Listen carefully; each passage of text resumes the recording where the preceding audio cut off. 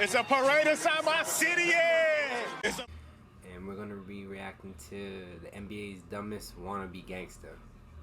Man, I think I know who we probably talking about right now, man. We're talking about that boy Morant. There's a parade inside my city, yeah! Yeah, that man low-key be going hard on the court, bro. They really trying to make this man look like he a gangster, bro. That man from the burbs, bro. I don't know if y'all don't know this, but I think that man from the burbs, bro. A lot of people have been chirping. But you know, shit. If he get locked up or his career goes to garbage, bro, it's gonna be a tragedy, bro. Out of the 5 major American sports, basketball is the hardest sport to make it to the pros. 1 in 12,363 players, or 0.008% of players, will get signed to a professional team. To put that in perspective, if every dot on a basketball represents one potential pro signee, 3 dots out of the 35,000 will make it. The NBA also happens to pay their players the best, with the average salary per player being roughly $10 million per year, which would place you in the top 0.1% of earners in the United States. So someone like Morant securing the extraordinary job as a professional basketball player means he has basically won the lottery of life. He worked extremely hard and is being rewarded at the highest level for his efforts. And instead of building his legacy and setting up potential generational wealth for him and his family, he's deciding to take on the role as a gangster rapper, assaulting people, flexing weapons on Instagram, and trying to prove to the world that he really is about that life. He about that life. Who made the NBA to go back to the hood. Ja grew up in South Carolina in a small, quiet country town called Dalzell. Dalzell is a few miles outside of Sumter, which is ranked as the 46th most dangerous city in South Carolina. He went to Crestwood High School, where student academic performance is just about average with the entire state. It's pretty safe to say that Ja grew up in a very average American suburb, surrounded by slightly above average crime rate, and went to an average school. We have no reason to believe that he is a gangster or is gang affiliated in any way. He has no criminal record, no history of violence, and really only a few minor arguments on the court, which is extremely normal. Ja has 2 loving parents who have always supported his basketball dreams and are very proud of him. His mother describes him as a genuinely loving person. His father T used all of his free time to privately train Ja and help him become the superstar he is today. Morant is only 23. He was drafted as the number 2 overall pick by the Memphis Grizzlies in 2019. Low-key, man, I really think that man Josh should have went number 1. He should have never picked Zion. From the beginning, I called it out. And man, Zion's going to be injury prone just like Greg Oden. And look what happened. That man turned into a bust. He's still injured right now as we speak. We all know who's better.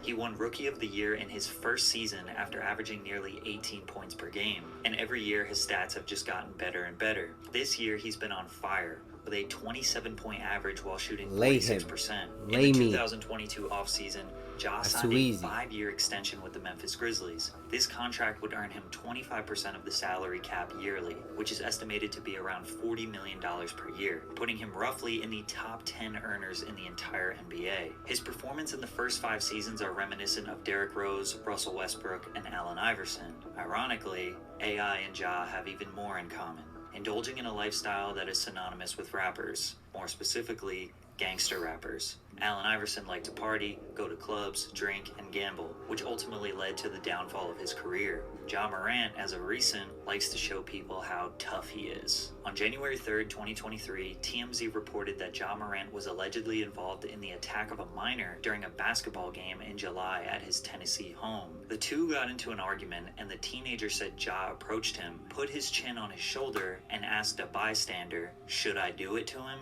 Then struck him with a closed fist, knocking him to the ground. From there, Ja continued sticking him while on the ground, and another man jumped in and began hitting the boy as well. Officers in the dock say they noted the teenager had a large knot on his head. Ja says he did strike the boy, but he was acting in self-defense after the boy threw a basketball at him. Morant told officers the teenager made verbal threats stating he'd light his house up as he was being escorted off the property. There are also separate reports that say that Ja hit the boy 12 to 13 times and even went into his house, grabbed a gun, and put it in his waistband, taunting the boy. Now, NBA news outlets were harping on the fact that the kid was 17, but to give Ja the benefit of the doubt, a 17-year-old these days most definitely could light your house up. The 4 people involved in Pop Smoke's murder were 19, 18, 17, and 15. It's easy to see 17 and think of an innocent boy, but that may not be the case. The teenager did press charges, and the boy's mother demanded $20 million from Morant, but the charges were dropped due to insignificant evidence, and it was looking more like a false allegation for someone to make a quick payday off an NBA player. But 4 days before this fight, Ja had another police report filed by a security guard at a finish line in the Memphis Mall. The altercation started after Morant's mother had a dispute with an employee, which led her to call her son. Ja showed up with 9 men. A verbal confrontation transpired, and then a member of Morant's group pushed the security guard in the head. Morant then said, "Let me find out what time he gets off," which made the guard want to file a report as he felt threatened by Morant's statement. That's 4K Trey Morant, bro. To show the world how gangsta he was when Shannon Sharpe pressed the Grizzlies on the sidelines of their match against the Lakers. Shannon yelled at Dillon Brooks saying he can't guard LeBron, to which Dillon responded, "F*** you." Shannon Nobody can guard LeBron in the league. I don't care what nobody tell me. LeBron is the greatest player to go down in NBA history. No matter what. You can't tell me anything. Jordan used to play against them plumbers, bro. No legs. They had no knees. They were not shooting like Curry. They weren't shooting like Clay. They weren't shooting like Buddy Hield. They weren't shooting like none of these people. Michael Jordan didn't have no competition. I don't care what nobody tell me. Yeah, he went 6-0 in the finals.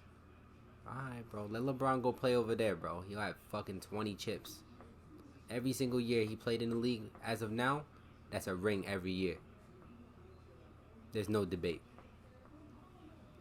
It's tough, though. And stood on the sideline begging for them to get in his face. Ja's father T even got up and barked at him a little bit, but nobody wanted to get up and close to Shannon. Ja yelled from across the court, And the Grizzlies. and as soon as people tried to usher Shannon away, that's when the Grizzlies decided to try and press him. Shannon later said, "They don't want this smoke. They don't want problems, but I wanted everything they had." Fast forward 1 week later, and Ja got into an altercation with Chris Duarte of the Indiana Pacers. Who's Chris that? pushed him 3 times while Ja repeated, "Don't touch me." But Ja had some plans for retaliation after the game. Acquaintances of Grizzlies star Ja Morant aggressively confronted members of the Pacers' traveling party near the team's bus in the loading area of FedEx Forum Arena. And later, someone in a slow-moving SUV, which Morant was riding in, trained a red laser on them. We don't know if Ja was the one who pointed the laser, and we also don't know if that laser was attached to a gun. But was Ja trying to do the first post-NBA game drive-by? I guess by comparison, it's not as bad as Gilbert Arenas, the Wizards player in Man, nobody know about that man, Agent Zero, bro. That man was low-key tough on the court, bro. This man, he crazy, bro. That's how he got out the league, bro.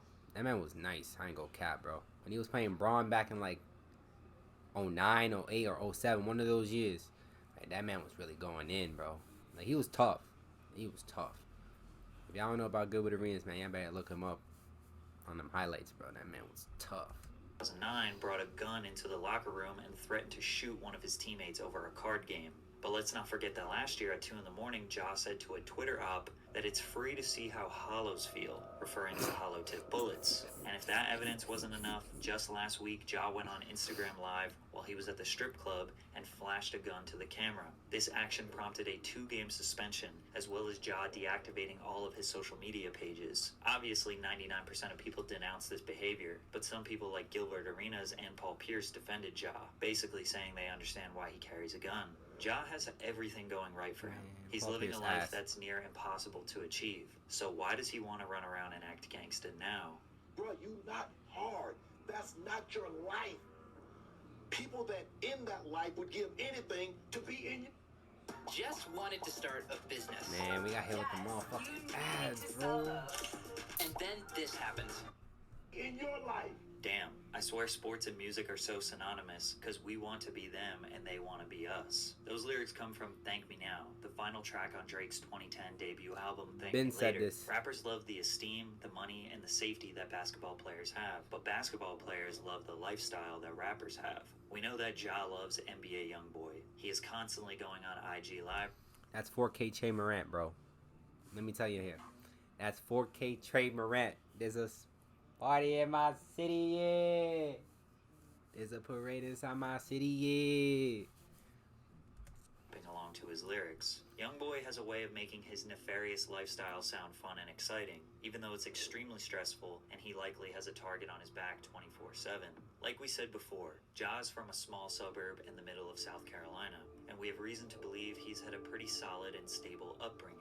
He moved to Memphis, which is known for being a dangerous city, home to a lot of famous rappers. He became the face of the Grizzlies franchise, so everyone in the city loves him. When he goes to the club, where real Memphis gangsters probably hang out, they likely show him love. Even rival gangsters in Memphis could probably bond over the Grizzlies being their favorite team. He's getting a taste of their lifestyle, the lifestyle that his favorite rappers glamorize. They are bringing him places he never would have been able to go, and he probably isn't too worried about his safety because he doesn't have enemies. He wants the power and the respect that comes with having street cred, but he doesn't have to risk his life for it, and he has a guaranteed $10 million yearly salary. Ja has everything they don't, and he wants the one thing they have. But the one thing that they have requires them to be alert and prepared to risk their life at any given moment. Some people say 23 years old is enough to know better, but there's no doubt that a small reason why he's acting out is due to his age. 23 with enough money to do whatever he wants is dangerous, especially when his father is also indulging in his son's success. The NBA definitely wants to see Ja succeed, but if he continues down this path, he will be ostracized by the media, and eventually it will be too risky for any team to bring him on.